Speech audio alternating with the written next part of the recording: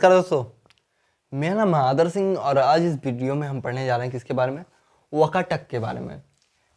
अब ये कॉन्सेप्ट जो है, ये टर्म जो है, ये नाम जो है थोड़ा ऑड लग सकता है आपको, लेकिन वकाटक जो डायनेस्टी थी, आपको बताते हैं एक पावरफुल डायनेस्टी थी और गुप्त पीरियड जो था, ठीक है, गुप्त के बारे में ऑलरेडी हमने पढ़ा और जाना कि कितने ज़्यादा पावरफुल थे।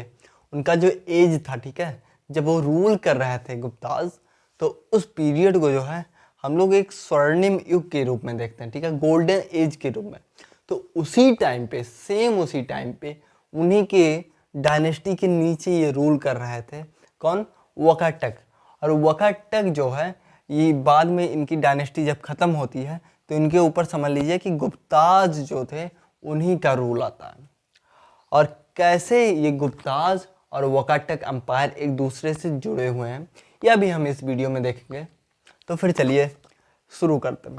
ये वीडियो जो है इंट्रोडक्शन के साथ ही साथ इसमें जो किंग्स रहेंगे, ठीक है, हम इनके बारे में भी अच्छे से जानेंगे कि जो इम्पोर्टेंट इनके जो किंग्स थे वो कैसे थे। और प्रभावती गुप्त, इस टाइम पे एक नया कॉन्सेप्ट हमें मिलता है, नया चीज़ मिलता है ये कि प्रभावती गुप्त जो थी, ठीक है, वो एक लड़की होते हुए, एक औरत होते हुए उन्होंने क्या किया, अपनी जो डायनेस्टी थी उसको बचाने का पूर्ण प्रयास किया, बहुत मेहनत किया उन्होंने और बहुत ही अच्छा चीज़ मिलता है हमको। उसके बाद शायद रजिया सुल्तान ही ऐसी दिल्ली सल्तनत की पहली महिला, ठीक है, सुल्तान बनती हैं। लेकिन हमारे इतिहास में ऐसे जो है एग्जाम्पल्स बहुत कम देखने को मिलते हैं जहाँ पर वीमेंस ने एक रूलर के रूप में सामने आकर अपने एम्पायर को बचाने का प्रयास किया हो। तो वकाटक जो हैं, ठीक है, इनमें प्रभावती गुप्त का नाम इसीलिए सबसे ज़्यादा इम्पोर्टेंट माना जाता है। तो फिर चलिए शुरू करते हैं भैया। तो अगर हम इसके इंट्रोडक्शन की बात करें तो ऐसा तो लगभग इंट्रोडक्शन मैंने दे दिया इसका बेसिक। तो वकाटक जो थे ना, वो पावरफुल डायनेस्टी थी। कब रूल कर रही थी? गुप्ताज के साथ में, ठीक है। तो ये चीज़ हमने ऑलरेडी पढ़ा कि जो वकाटक थे ये इम्पोर्टेंट थे और साथ ही साथ ये रूल कर रहे थे गुप्ताज के साथ। हाँ, गुप्ताज के साथ। वैसे ये हमारा प्यारा इंडिया है, ठीक है।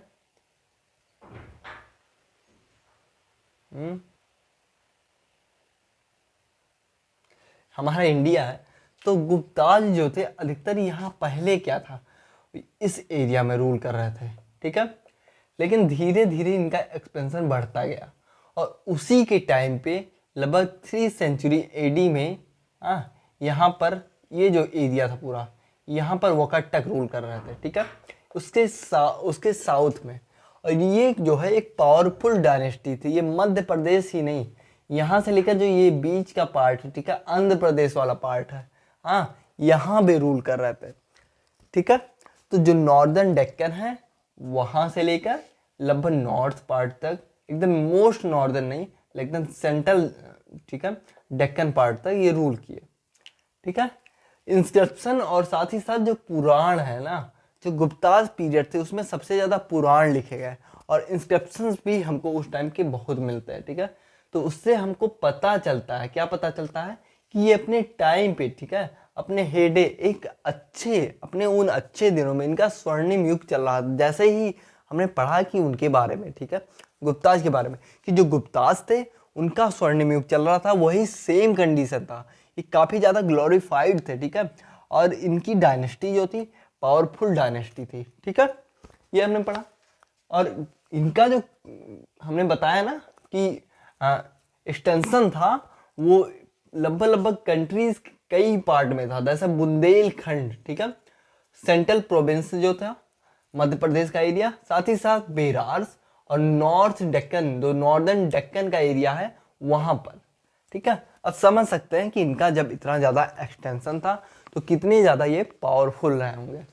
इसके साथ ही साथ जो वकाटकाज हैं, ठीक है, ये लगता है कि ये ब्राह्मण हो रहे होंगे। क्यों? क्योंकि जो इंस्क्रिप्शन है ना उससे हमको पता चलता है कि ये ब्राह्मण रहे होंगे। इंस्क्रिप्शन में कुछ ऐसी बातें जो है, ठीक है, कुछ ऐसे फैक्ट्स हमको मिले जिसको जो एपिग्राफिस्ट जो थे ना, ठीक है। एपिग्राफी क्या होता है? Epigraphy is the study of the inscription. ये जो इंस्क्रिप्शन जो होते थे, ठीक है, इसको जो लिखा जाता था तो अलग अलग लैंग्वेज में लिखा गया। तो अभी जो एपिग्राफिस्ट है ना, वो क्या करते हैं, इसको स्टडी करते हैं और जानते हैं कि इसमें भैया लिखा क्या गया है, ठीक है, ट्रांसलेट करके। हाँ, और एपिग्राफिस्ट जब इसको स्टडी करते हैं तो उससे इनको ये पता चलता है कि ये ब्राह्मणास रहे होंगे, ठीक है। और इसके साथ ही साथ उन्होंने खुद को एक नाम दिया, और साथ ही साथ या फिर हम कह सकते हैं कि उन्होंने खुद को हरिता पुत्राज कहा, ठीक है, हरिता पुत्राज कहा। कौन? जो वकाटकास थे। ये हमने जाना। अभी तक क्या जाना? कि वो काफ़ी ज़्यादा पावरफुल थे।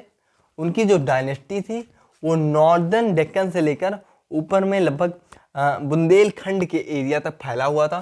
पेरार सेंट्रल प्रोविंस जो है इसका हिस्सा हुआ करता था। ये काफ़ी ज़्यादा पावरफुल थे, गुप्ताज के कंटेम्प्रेरी थे। ओके, इन्होंने अपना नाम दिया खुद को, क्या? हरिता पुत्राज। लेकिन अब बात आती है इसके फाउंडर की, कि स्टार्टिंग इसकी कहाँ से होती है। इसकी स्टार्टिंग होती है विद्य शक्ति से, ठीक है। तो ये जो विद्य शक्ति थे ना, ये इसके फाउंडर हैं, ठीक है, बाप हैं, ठीक है, जनक हैं। किसके? वकाटकास के। और ये इतने ज़्यादा फेमस नहीं हैं, क्योंकि हमें उस टाइम के, इनके टाइम पे के जो इंस्क्रिप्शन है या फिर जो कॉइन्स है, कॉइन्स तो इनके टाइम के एकदम ना के बराबर मिलता है, कि कोई भी विद्य शक्ति का कॉइन्स हमको नहीं मिलता है। और इन्हीं के जो पुत्र थे, ठीक है, विद्य शक्ति के, वो थे कौन? पार्श्वसेन, ठीक है। प्रवरसेन, जो प्रवरसेन थे ना, प्रवरसेन फर्स्ट जो थे ना, वो सन थे किसके? विद्य शक्ति का, जैसे हमने बताया। और इसके साथ ही साथ उन्होंने एक टाइटल दे रखा था आपको, महाराजा धीराज, और इसके साथ सम्राट। महाराजा धीराज और सम्राट। महाराजा धीराज का मतलब होता है महाराजाओं का राजा हो, ठीक है, मतलब कि राजाओं का राजा, और साथ ही साथ सम्राट, एक पावरफुल किंग। अब एक चीज हम नोटिस करेंगे कि जो गुप्ताज थे, ठीक है, उसमें जो चंद्रगुप्त फर्स्ट थे,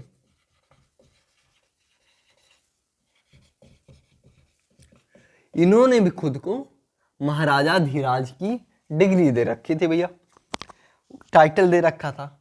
इससे हमें क्या समझ आया? कि एक दूसरे के कंटेम्प्रेरी ये रहे होंगे। हाँ, और इसी वजह से जो है कई नई चीज़ें जो है इन लोगों में कॉमन थी। अब इतने पावरफुल नाम देने का मतलब कि ये दिखाना चाहते हैं कि वो काफ़ी ज़्यादा पावरफुल थे। ये हमने पढ़ा, ठीक है, ये समझे।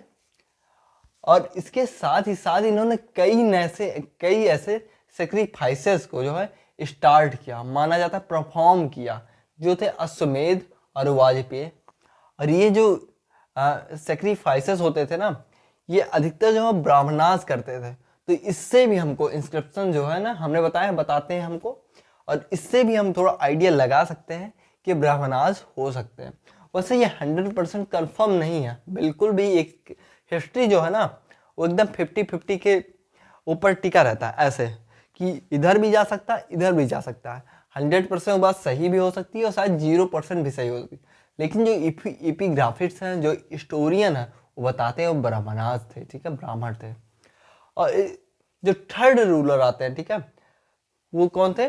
परवरसेन फर्स्ट के जो पुत्र थे, गौतमी पुत्र, वो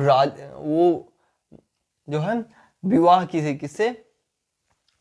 भारसिव जो किंग थे, उनकी पुत्री से इन्होंने विवाह किया। लेकिन इन्होंने कभी जो है थ्रोन जो था, कभी गद्दी जो है उसको नहीं पकड़ा, इन्होंने रूल नहीं किया। ये राजा के पुत्री से तो शादी की है। हाँ, जो प्रवरसेन थे, ठीक है, प्रवरसेन थे, उनके पुत्र थे, ये पावरफुल थे, क्योंकि पिता पावरफुल था। तो इनकी जो शादी हुई वो एक राजा के पुत्री से हुई।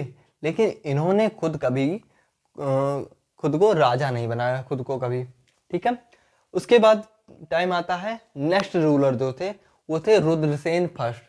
तो रुद्रसेन फर्स्ट के बारे में हमें बहुत इंफॉर्मेशन मिलता है भैया, कि ये इनके इम्पोर्टेंस के बारे में। साथ ही साथ यह भी हमको मिलता है, जो इलाहाबाद पिलर है ना, उसमें इनको रुद्रदेव के नाम से जाना गया।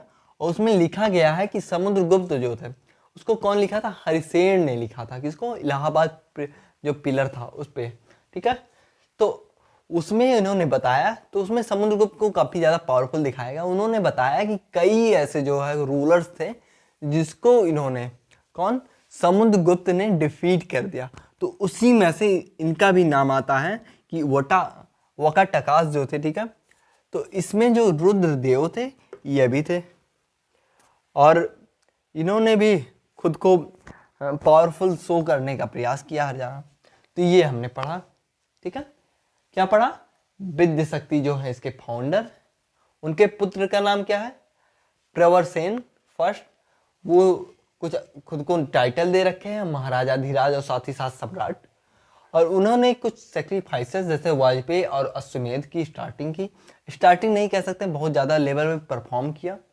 और इसके साथ ही साथ गौतमी पुत्र जो इनके पुत्र थे, लेकिन उन्होंने रूल नहीं किया, लेकिन विवाह जो किया था वो राजा की लड़की से किया, ठीक है। जो भ्राशु राजा थे उनकी पुत्री से इन्होंने विवाह किया। उसके बाद टाइम आता भैया रुद्रसेन फर्स्ट का।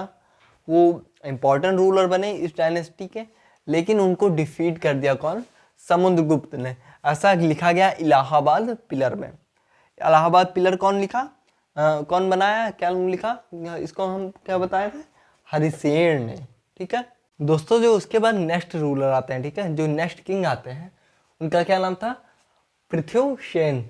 वो जाने जाते हैं अपने पीस और साथ ही साथ अपने प्रॉस्पेरिटी के लिए, ठीक है, कि इनके टाइम पे जो शांति थी, ठीक है, और साथ ही साथ इनका जो अंपायर था वहाँ पर जो प्रॉस्पेरिटी थी वो बहुत ही अच्छी थी। इसके बाद नंबर आता है भैया रुद्रसेन का। रुद्रसेन जो फर्स्ट थे ना, बहुत गजब के किंग थे। ये इतना ज़्यादा पावरफुल थे कि उस टाइम पे जो गुप्त अंपायर था वो कितना पावरफुल था हमने जाना।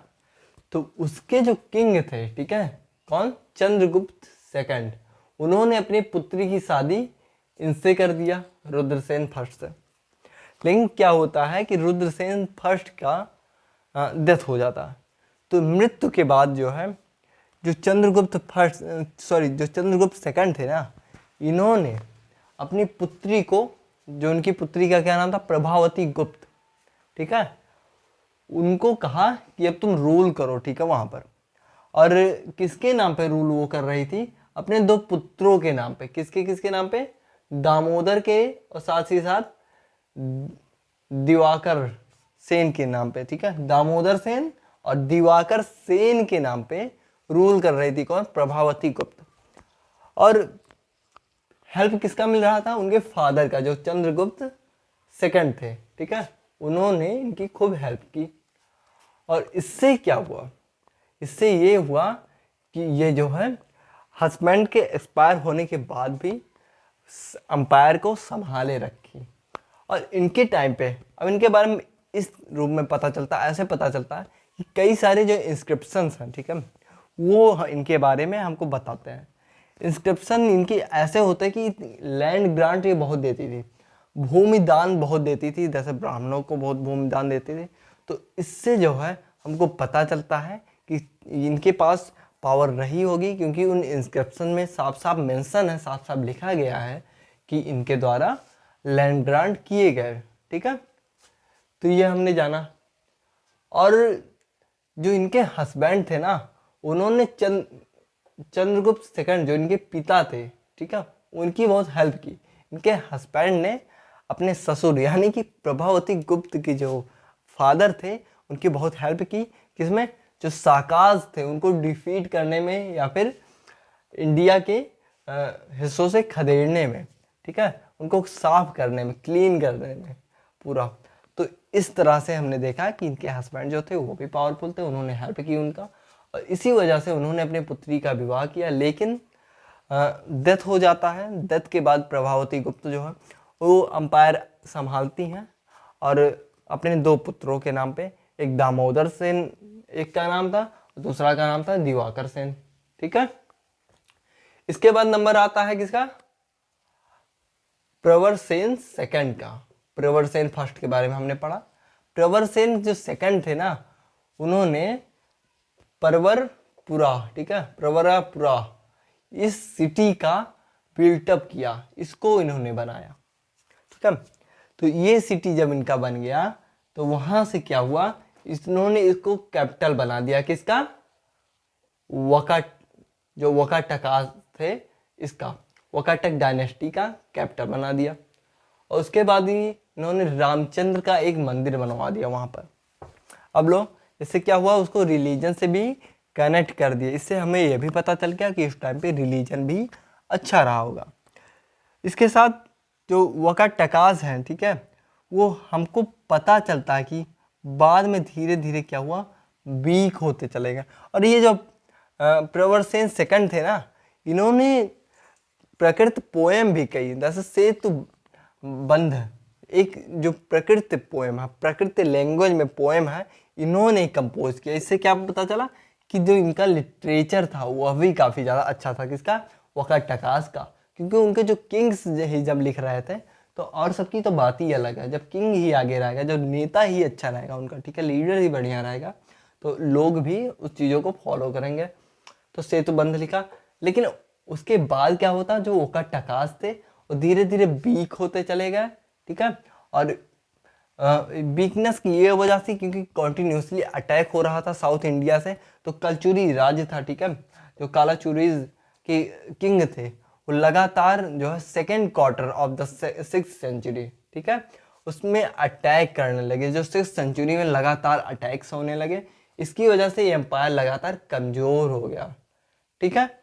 तो ये हमने जाना पूरा इनके किंग्स के बारे में, इसके इंट्रोडक्शन जाना, और साथ ही साथ फाउंडर के बारे में जाना, एक्सपेंशन जाना। अब हम क्या जानेंगे, अब हम जानेंगे कि इनके इकोनॉमिक कंडीशन के बारे में, लिटरेचर कैसा था इनका, ठीक है, और इसका इम्पोर्टेंस जो है ये हम देखेंगे। तो फिर शुरू करते हैं। अगर दोस्तों हम इनकी इकोनॉमी की बात करें ना, तो इनका जो इकोनॉमिक कंडीशन था अधिकतर ट्रेड, कॉमर्स और साथ ही साथ एग्रीकल्चर पर डिपेंडेंट था।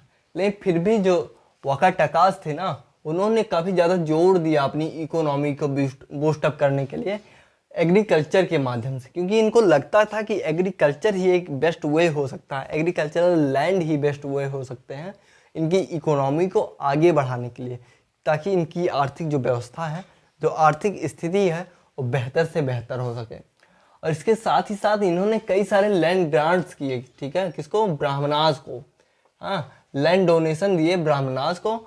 और साथ ही साथ ऑफिसर्स ऑफ द स्टेट, इनके राज्य में, ठीक है, वकाटकास जो डायनेस्टी थी, उस डायनेस्टी में जितने जो है काम करने वाले बड़े बड़े अधिकारी थे, ठीक है, स्टेट के, उनको इन्होंने ढेर सारे लैंड ग्रांट्स दिए, मतलब कि दान दिया, भूमि को दान दे दिया। और इसके साथ जो कल्टिएबल, ठीक है, वेस्ट लैंड था, उसका इतना दान दे दिया ना इन लोगों को, अफसर्स को, ब्राह्मण को, कि इसी वजह से बाद में क्या हुआ कि फ्यूडलिज्म जैसे कॉन्सेप्ट आ गया।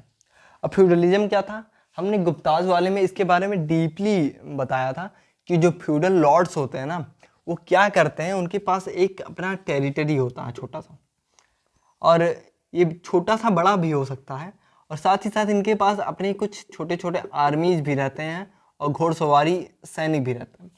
और कभी भी ज़रूरत जब पड़ती है ना गवर्नमेंट को या फिर जो रूलर है, तो इनसे ये सैनिक ले भी लेता है, और इसी के मेन एरिया में रहता है ये, ठीक है।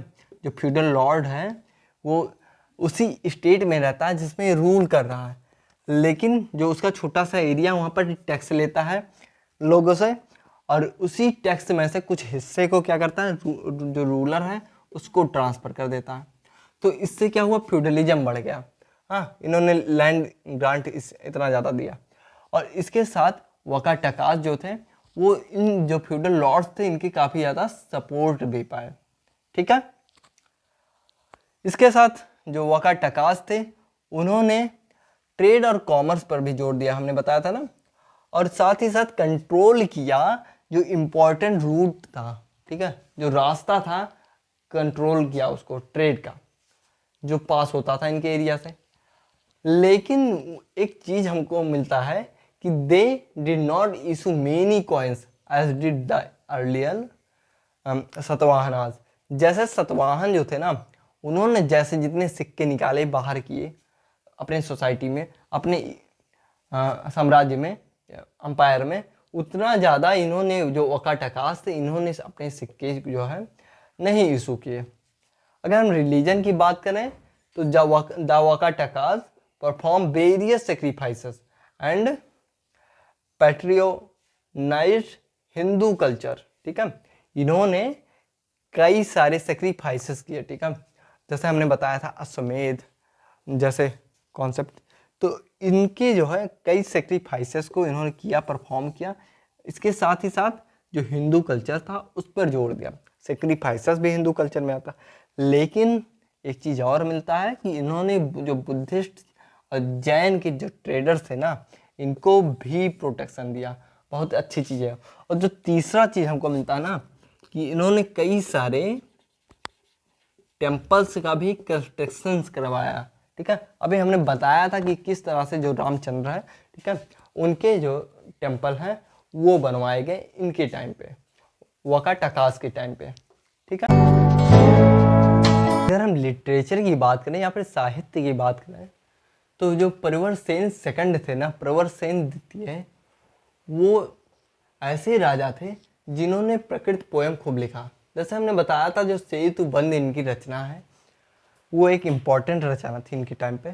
तो इससे हमें क्या पता चला कि लिटरेचर भी उस टाइम पे काफ़ी ज़्यादा अच्छा था।